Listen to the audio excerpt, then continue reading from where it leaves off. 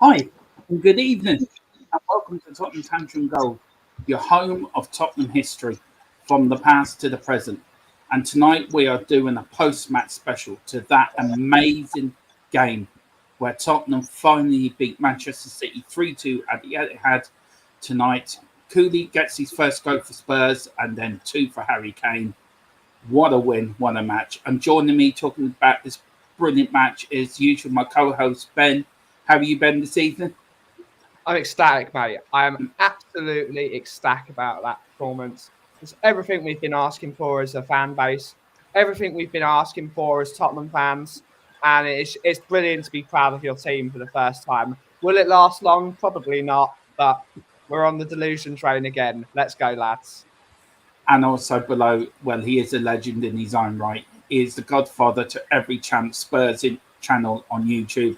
I met him last week. He is such a lovely, lovely gentleman. He really is. He is the one. He is the only. Philip Brady. Philip, how are you this evening? And what a match! Yeah, I mean, to quote a well-worn football cliche, I'm over the moon, as every Spurs fan should be. I mean, we went into the Lions' den tonight and came out with a lion's head under our arm, basically. We've done what no team has done, well, very rarely does, beat Man City on their own patch.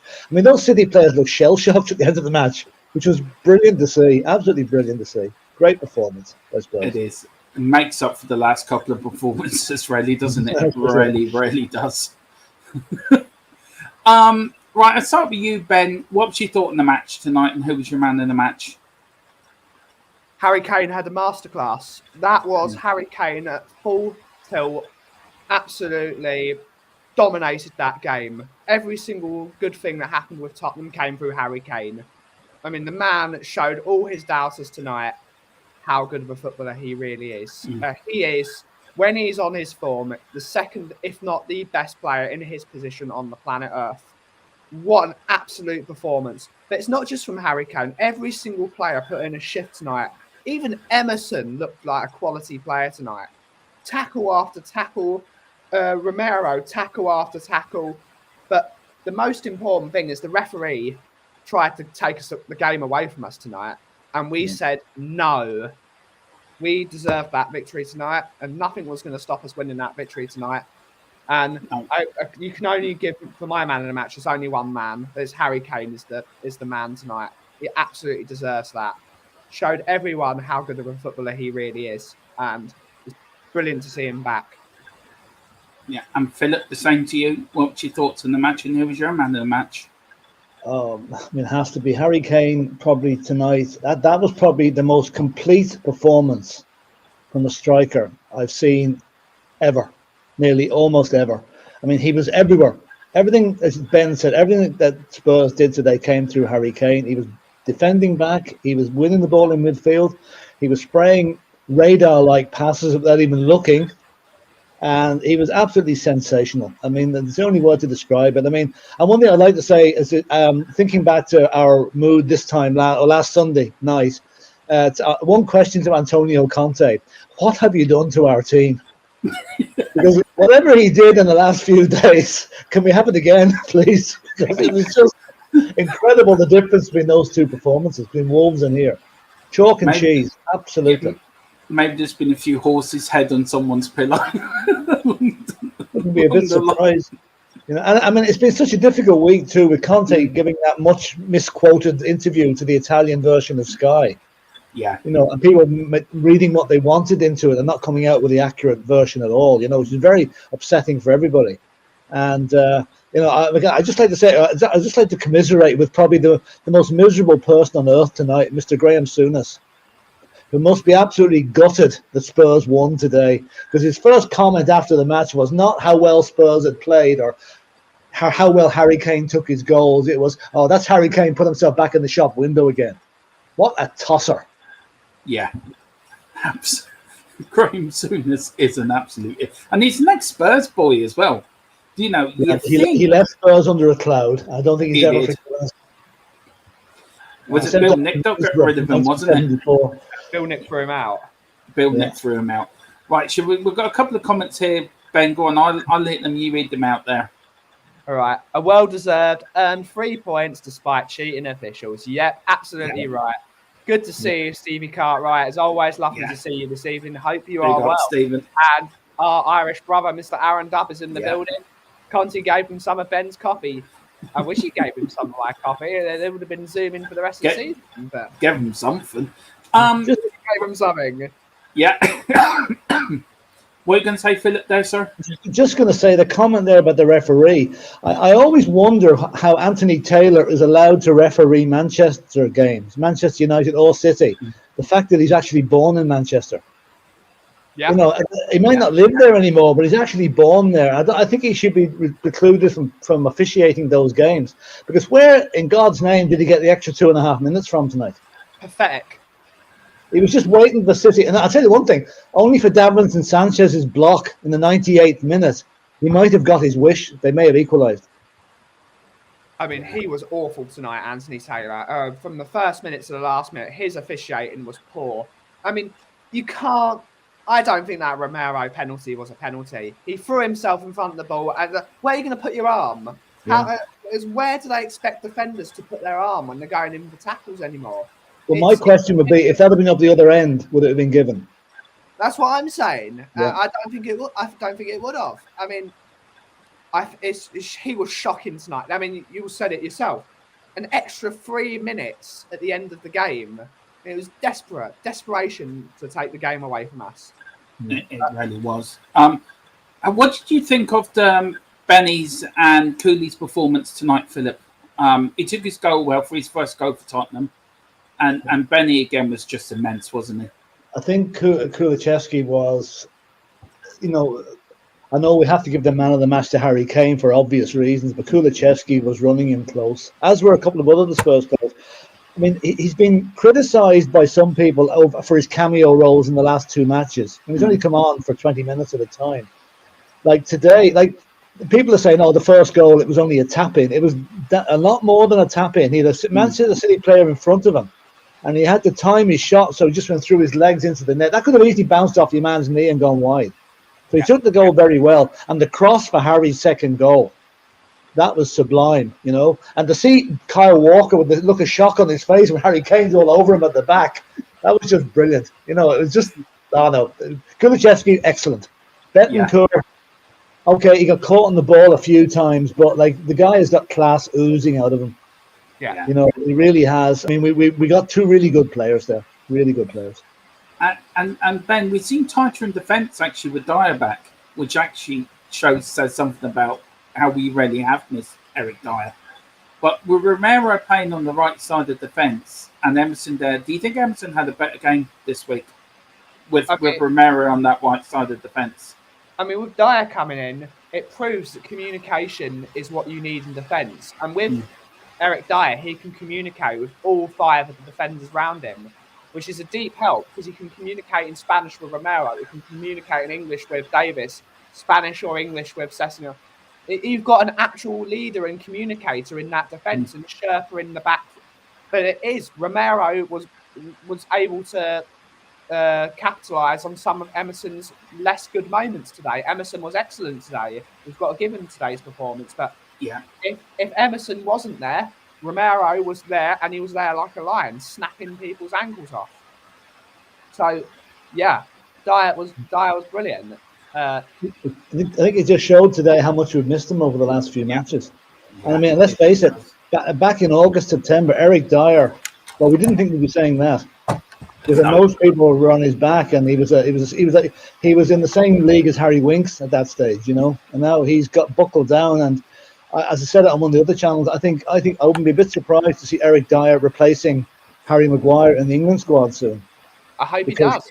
I hope he does, because Eric Dyer is a proper centre half. He's not a con artist like Harry Maguire, And he's showing how good a player he is. He's really, after his torrid time of illness and fitness, he's showing that how good of a footballer he is. He's brilliant. He's brilliant on the ball. He's Sherpa in that back line. He's got leadership capabilities. That's it. Right, we get through. Sorry, Philip, go on. I was just going to say, he's part of what I regard now as an excellent spine of the Spurs team. right through the middle of the team. They've got Lloris at the back. Okay, maybe he could have done better on the first goal, but like I've seen the replay there. Kevin De Bruyne's leg is about 2 inches from his face, so it's kind of tricky to hold on to it. Yeah. But Lloris, Dyer, and Romero. Then you've got Højbjerg and Betancourt and Kane up front. That is as good a spine of a team as you'll have anywhere. Yeah. It really is. Do you want to go through some of them comments there? Do you want to click them and I'll read them out, or do you want to? Yeah. Okay. Then yeah. Go on then. We'll do Kev Williams here first. So Dermot Ben Phillip, what a result! When I had said last night that Spurs would win 3-0 to enlighten the negativity building up and surrounding the game, I was nearly spot on. Yes, you were, sir. Yeah. Yes, you were. Stevie Cartwright saying, and We've got state from. why do we have to have it? Bloody hell. And they wonder why I have developed a pathological hatred of referees. Yep. Absolutely shocking tonight. I mean, I can't get over the penalty. That for me should never have been a penalty. I mean, how could you? What's your view? Just very quickly before I get on, what's your view on VAR? I'll start with you, Philip, then I'll go to you, Ben. What's your view on VAR? Is it fit for purpose? It's not. VAR, to my mind, is ruining the match. You know, okay, in previous years, we've all given out about referees' mistakes, but they're genuinely honest mistakes, and get over it. You know, things carry on. He gets one look at it and he has to make a decision. With VAR, they look at things 20 times, and they're actually, in my opinion, VAR should be looking to give the benefit of the doubt to the attacking player, to encourage attacking football, but it doesn't. It gives the benefit of the doubt 9 times out of 10, unless you're Liverpool or Man United, to the defender. And I think it's killing the game. And okay, that penalty today, it could have been given, it could not have been given. It was handball. His hand was a wee bit not in the right position. But the fact that he was sliding in on his back, where's he supposed to put his hands? You know, it was like I said before, I doubt it would have been given down the other end. But there you go. We just have to suck it up. And the fact that we came back and scored again after it shows you don't write off Spurs, even at 2-2 in injury time. Yeah, that's true. That's very true. And you, Ben, what's your thoughts on VAR? For me, it's not VAR that's the problem. It's the people controlling VAR. Because although we have the best technology on planet Earth to determine what the decisions are, we're still being determined by the same idiots, schmendricks, schmucks that are in control of our refereeing. It's them that is the fault. It's not the technology that's at fault. It's the people controlling it. There is still a human element to it. There is no football brain on any of the referees running VAR, and that's the problem with it. Yeah, that is very true. Right, we'll get through these comments here because they're backing up a little bit on this here, Ben. So we've got Alexander Hitton saying Kane had steak as a pre-match meal. And he's saying Cooley plays like me. Right, okay, Alex. Yeah, just go back to R2D2 and 3PO. You'd be grand. Right, go on, read this out here then. Oh, yeah. Oh, no, we're clicking them both at the same time. Yeah. Right. Yeah, you click. I'm going to stop. Yeah. So all the opposition fans that were saying that Kula and Bentancur were Juventus bench warmers, put that in your pipe and smoke it. Yeah. Yeah. Alex makes a good point here, actually. Done the double over City with Nuno and Conte at the same time. Yeah, the Garden name even got something out of them. Yeah, that is for sure. If you watch Kulu's clips on YouTube, he's real composed and places the ball in the net. It's precision. Yeah. He's got that real class about him. And he's only 21 as well. He didn't panic at all. No, he didn't. And Sonny should have scored. Kane only put Son through to make it 2-0. Yeah.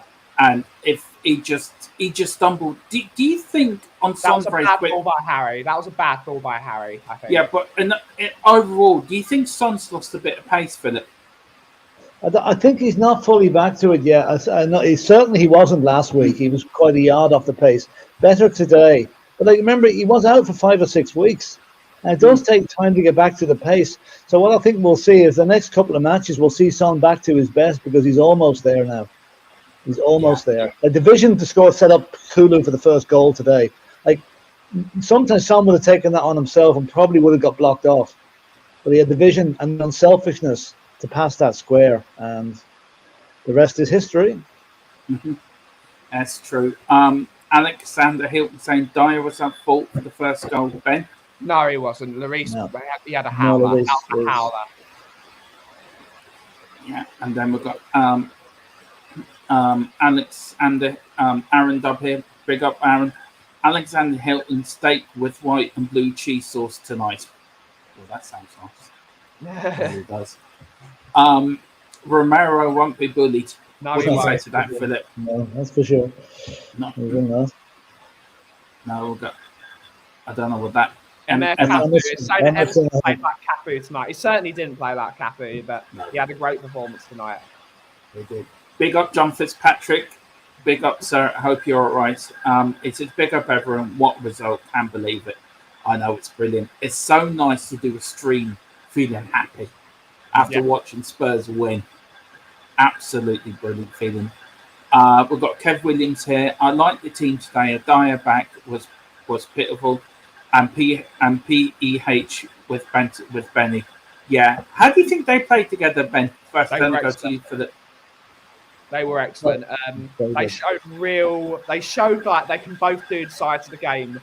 Bentancur was like, he was class on the ball. He always looks like he's got time on the ball, and he's just got that glistening of sprinkle of class. And Højbjerg was back to his best today. He was aggressive. He was tackling people. He was fouling where he needed to foul people. And yeah, they were both excellent. And that it shows that 3-4-3 does work when you don't have Wanky in midfield.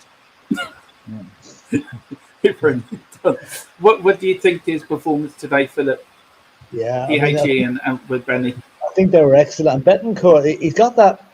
There's certain players that look like no matter how fast the game is, they always have that little bit extra bit of time on the ball. And he's kind of showing that now. Okay, he did give it away a few times. But the guy, I mean, that's his third game for Spurs, third time? Yeah. He's already well on the way to becoming our pivotal midfield enforcer. And Højbjerg was, as Ben said, Højbjerg, I think, needed the rest there that he's had for the last couple of weeks. He looked sharp today. So I think we've got a very, very. And with Oliver Skip to come back in, the future is bright in that midfield area. And as you said, we know Mr. Winks there today to do the 90-degree turn and pass the ball backwards. So very good, very good, and it'll only get better as those guys get to know each other's game. It'll only get better. Yeah, and it shows. It really shows how well we play without Winky. It really does. How bad he is. And that man should never play for Tottenham again.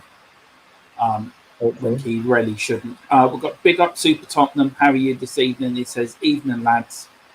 And then he's saying there, "Great night of football." It really was a great night. Good night for Tottenham Hotspur. Aaron Dubbs says Alexander Hilton, Lloris off effed up for that goal. Can't be spilling the ball like that. No, you can't. I'll start with you, Philip, on Lloris. He made two mistakes last week at the Wolves game. Errors seem to become a bit more into his game a little bit. Do you think we need to start looking for his?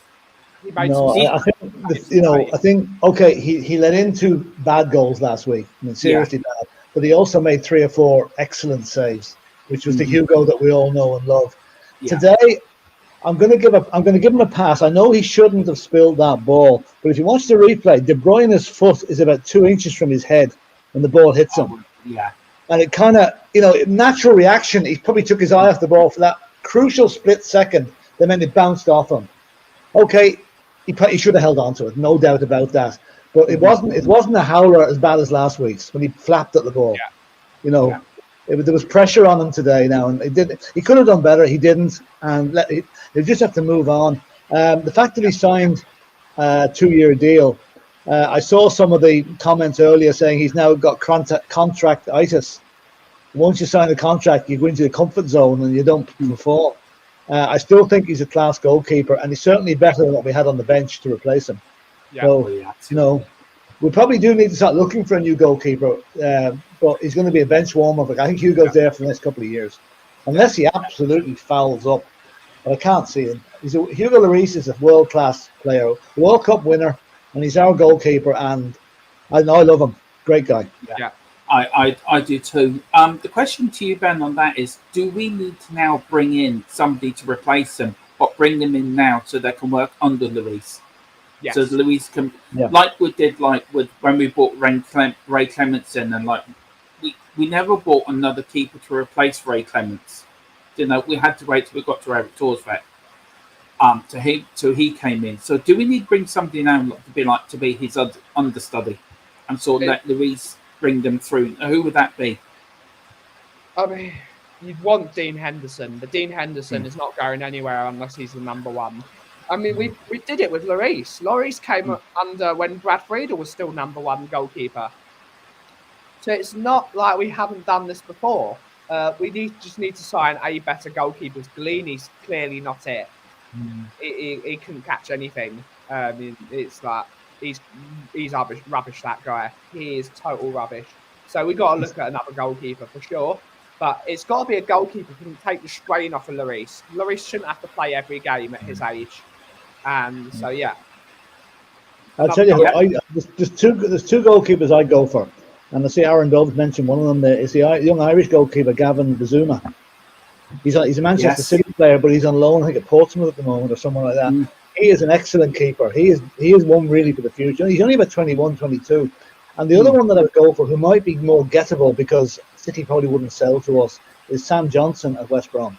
Yeah, he's a good goalkeeper. I like him. I like the colour of him now. Other than that, I'm sure there's some gems on the continent. But then again, we've had Gazzaniga, who's now bench warming for Fulham. We've had Galini, who's bench warming for Lloris. You know, is there a decent goalkeeper on the continent? I think we better stick to go for an English or an Irish goalkeeper this next time. You know, someone that can play the league, someone that knows how to deal with number nines that are sticking their head in. Yeah.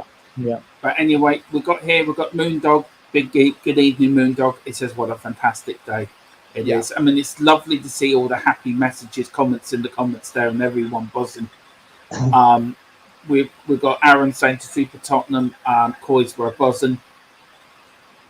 A lot of them talking to each other. And then we go down to Aaron's disagreeing with me. It was a pen. I'm not sure, Aaron, but I think everyone's opinion. But for me, I think the VAR rule for penalties and offside as well needs to be changed for next season. I think it needs to be a little bit more leniency in it. I think it's too rigid, the rules for that at the moment, personally. So hopefully before the start of next season, they can change the rules on that. We've got John Fitzpatrick here. He said Hugo made up for that mistake in the second half. So good to see that Kane and Son show is back, boys. Yeah, I mean, I'll start with you, Philip, and then you, Ben. How do you think both? Do you think they're back now, Kane and Son?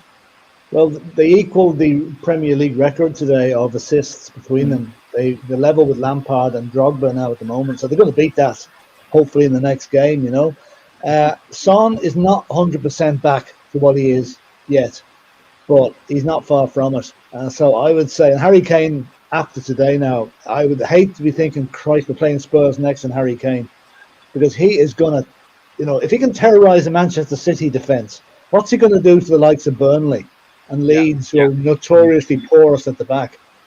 He must be licking his lips for the next couple of games. And as Harry improves his goal tally, Son is going to come along on his coattails and probably start improving his. You know, one feeds off the other. So, I'd say, you know, given Son will probably be back to his normal in the next couple of games. And as long as the goals start rolling in. Like, Harry only has 7 league goals at the moment, which for Harry Kane at this time of the year is chicken feed, really. It's nothing, you know. So I'd expect him to be in double figures by the end of this month. That's it. And joining us is Aaron. How are you, Aaron? That's like I said in the chat. I'm buzzing. My whole family's buzzing. You know, I don't want to say anything negative. I don't want to criticize anybody.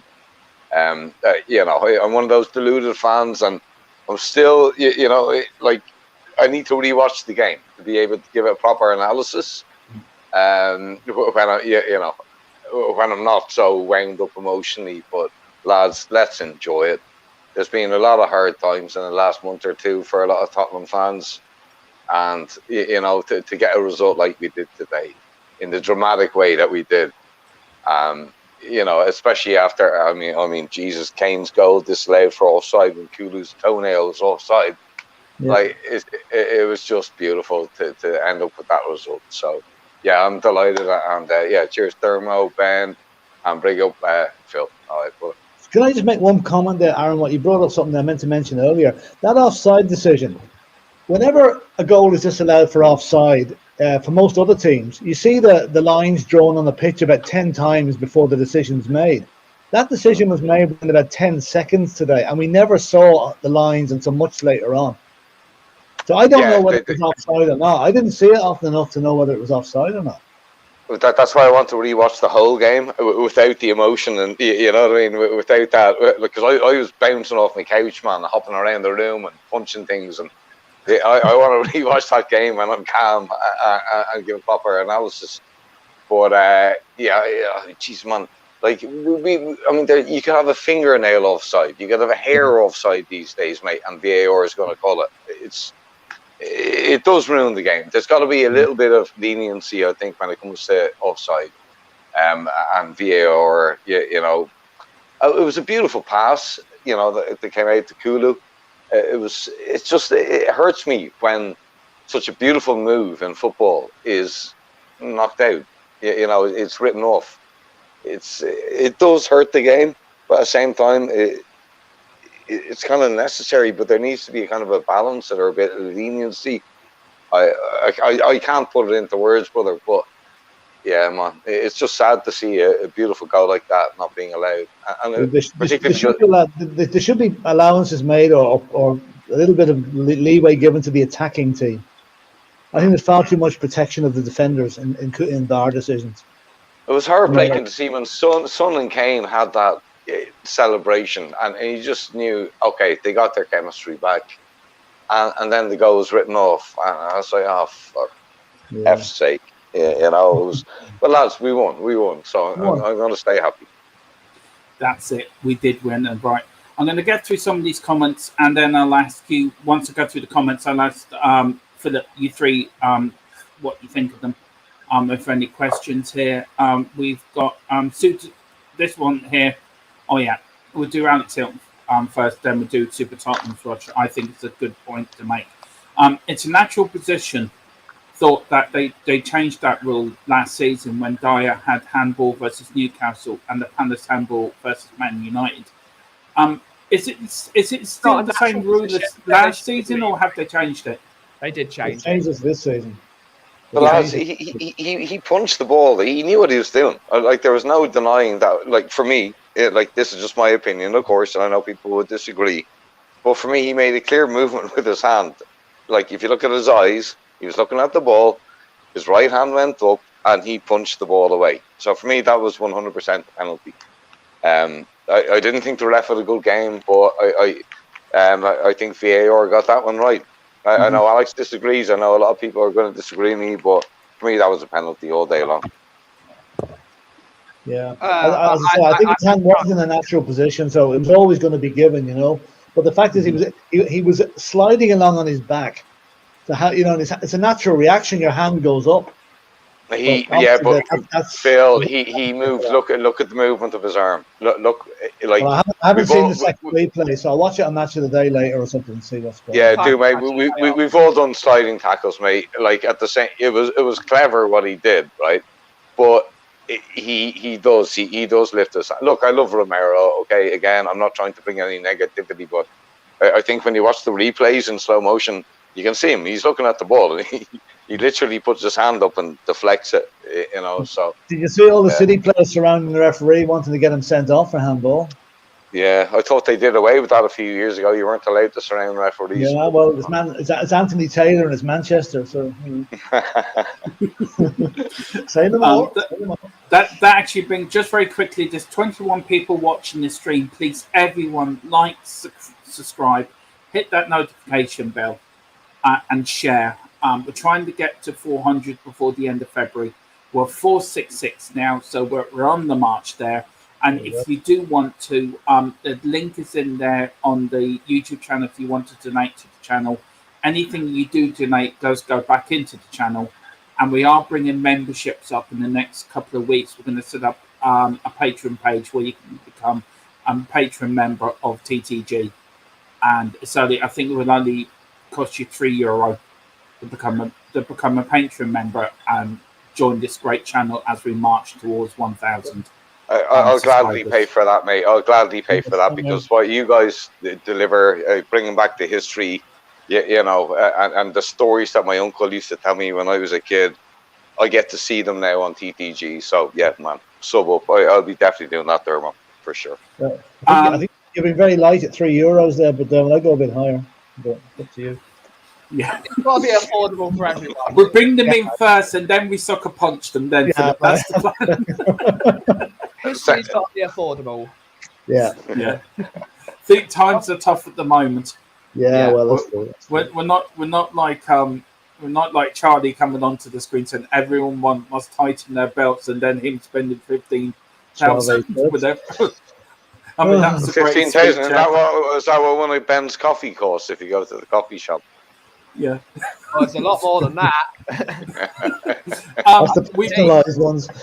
We have a comment here from Super Tottenham. I'd love to get your thoughts on. He said, "Did you guys see the video of the fourth official? He looked gutted when Kane's winner went in.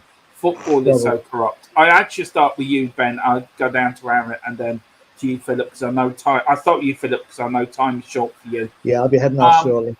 Yeah. He did look a bit fed up, didn't he, when the Kane's winner went in, the fourth official? I did. Yeah, Philip. Do you think? Sorry, I thought it was me. Yeah. I'll tell you one thing. After 94 minutes of listening to Conte ranting in his ear, I'd say anybody be fed up. You know, I didn't actually notice that, but it wouldn't surprise me, because the fourth official, I think, has a very tough job, especially when certain managers standing beside them. You know, because Conte, let's face it, he's not a statue like Nuno was. He's perpetual motion during the match, and he's always giving it rabbit. He's always rabbiting on to the fourth official. So I would say the fourth official. I'd say now there was probably no malice in it, but I'd say he was more or less thinking, "Thanks be to God, I won't have to listen to this guy at the end of the game if they don't win." You know. I want to know, with that little chat that Conte and Guardiola had, there was a moment where they were talking to each other. I'd love to know what they were saying. Oh, You're not having Harry Kane in the summer. He's not going anywhere. What he's probably saying was, if you make one phone call about Harry Kane, I'm going to send Luca, the other guy in The Godfather, that ends up. He'll be sending the Cosa Nostra, the Gomorra, the Ndrangheta, mate. He'll be sending the Banda della Magliana. He'll be sending every mafia crew out of Italy, brother. Body armor, you know. Oh dear. You, Aaron, do you think I mean, as Philip said earlier, the referee was from Manchester. Do you think they need to change that rule, that a referee cannot manage somewhere team from where he's from? Yeah, of course, but it's very difficult to do. I mean, it's a difficult thing. I mean, you're going to be borderline saying, okay, well, you're from this place, you can't, referee a game, and that will come into, in this modern world of political correctness, it might be, I don't know, offensive to some people, but look, the referee was awful today. Let's be honest. I mean, he was awful. But and regarding the whole corruption or referees having bias and corruption in sport, there's something that I'm dying to do a show about, which is doping in sport. Pep Guardiola was done for doping. Jaap Stam was done for doping. Right? There's a lot of it that goes on in sport, and I played sport. I used to be a cyclist. I know exactly what drugs people take, and that's a topic I would love to bring up. The average footballer in the Premier League is only tested every 3.5 years. So I know I'm bringing it offside here or in a different angle, but that when it comes to corruption in sport, it happens.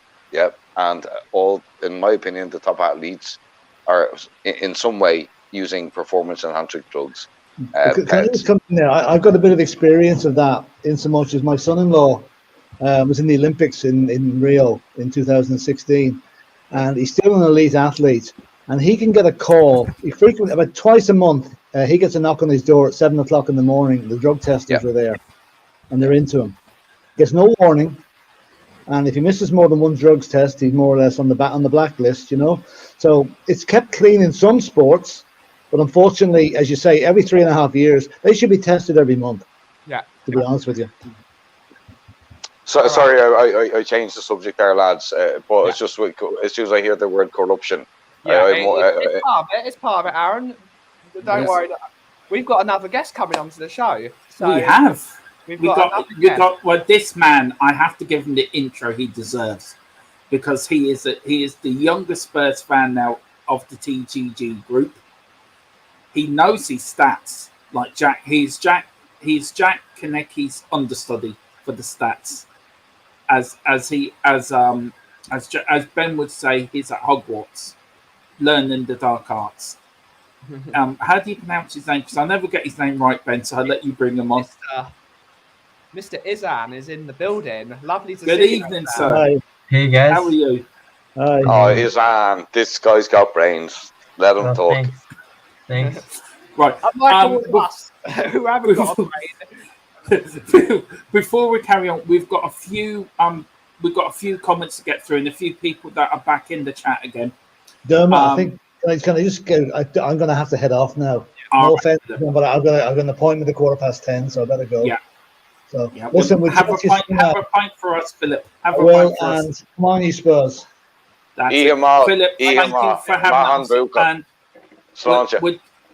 we're doing a Bill Nick special in the next couple of weeks, Philip, and we'd love to have you on for that one. No problem. So love to. We'll sort out in the future. But Philip, thanks for coming on, and God bless you. Bye.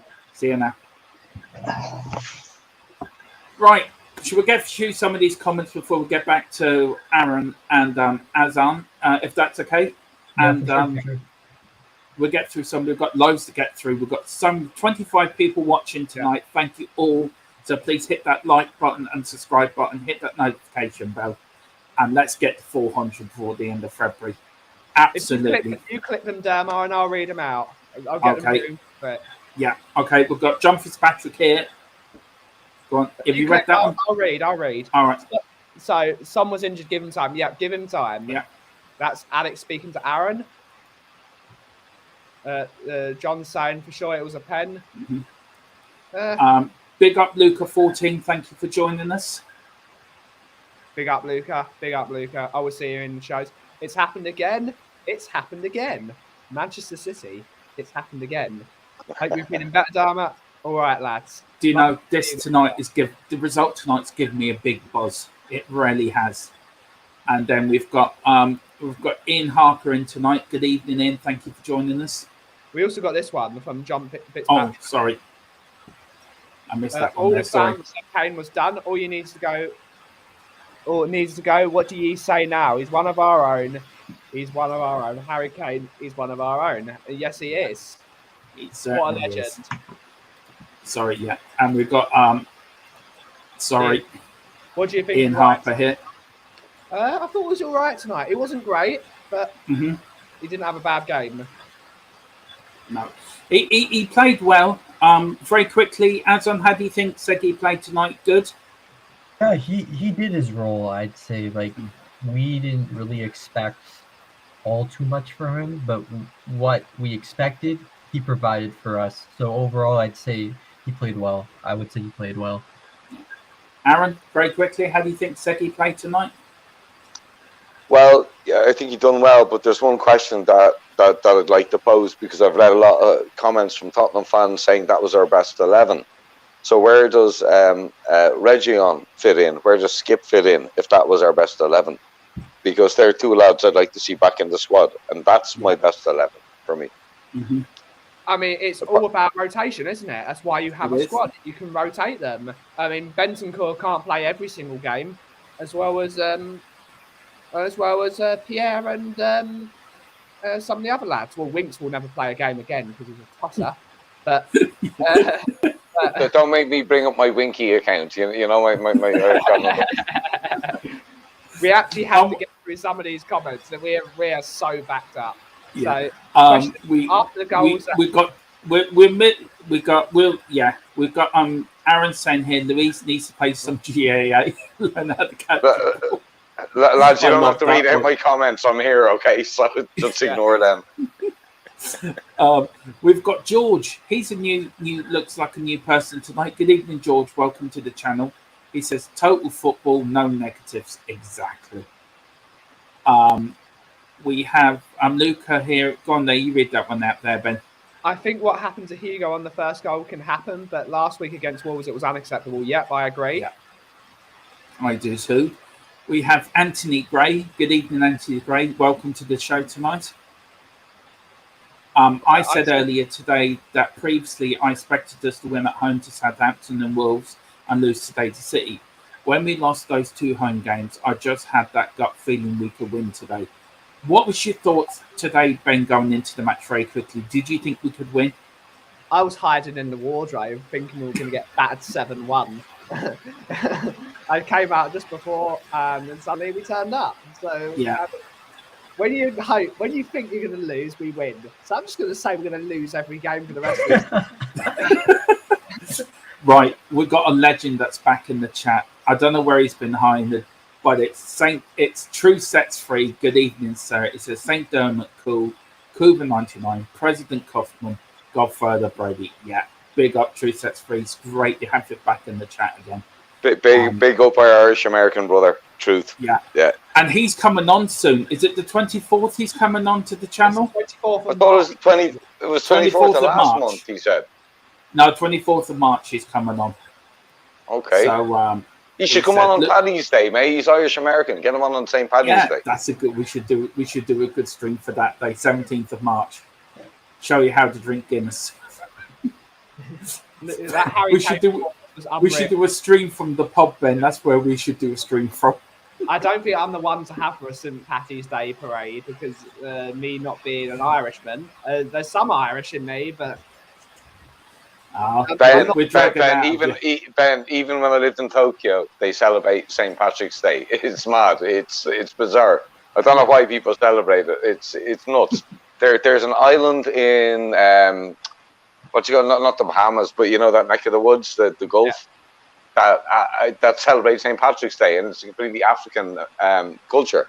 But they celebrate St. Patrick's Day like I'd celebrate Christmas. You know, I don't know why Paddy's Day is kicked off all over the world, but sure, there you are. I mean, it's a good day to drink Guinness. It is. Speaking of that Harry Kane performance, Izan, what do you say about Harry Kane's performance tonight? I mean, that was god tier. I don't know what else you could say about it. Look, people try to compare Kane with Lukaku, all these other strikers. And I'm going to just say that Kane is the best striker in the league. Okay, maybe Ronaldo, but Kane is like at least top 2. I mean, come on. People that wanted him gone, where would we be? Let's say we even got 150 million pounds for Kane. Who could come in that can match Kane's production? No one can come in and match Kane's production. That's why it's imperative that we keep Kane and we back Conte in the summer. We kick on and we win some bloody trophies. Izan, marry me. Everything you're saying, mate. Let's get married, brother. All right. I've been saying it forever, man. Sorry, keep going, brother. Keep going. I'll tell you one thing. Even TTG does romance. I mean, this is like a show of Blind Date. I don't know. Aaron would remember Blind Date. I don't think Ben and Adam will. But do you remember Blind Date, Aaron? Of course I do, mate. Yeah. We've just had a series of Blind Date. I'm an awful flirt. Sorry, I beg your pardon. So is Ricky Villa in the chat, by the way, Jens. That Danish dog, man. Big up to Jensi in the chat, by the way. There, just squeaky. But it is on. Keep preaching, brother. Because mate, I got a boner. Yeah, I mean, with Harry Kane, you have the best striker in the world, or at least in the league. And then the other important thing is that he's homegrown in terms of club-wise and nation-wise, which really makes it impossible to replace. Because who would come into Spurs? Let's say we had an infinite amount of money. No one could come in and match Kane's production, who's willing to join Spurs.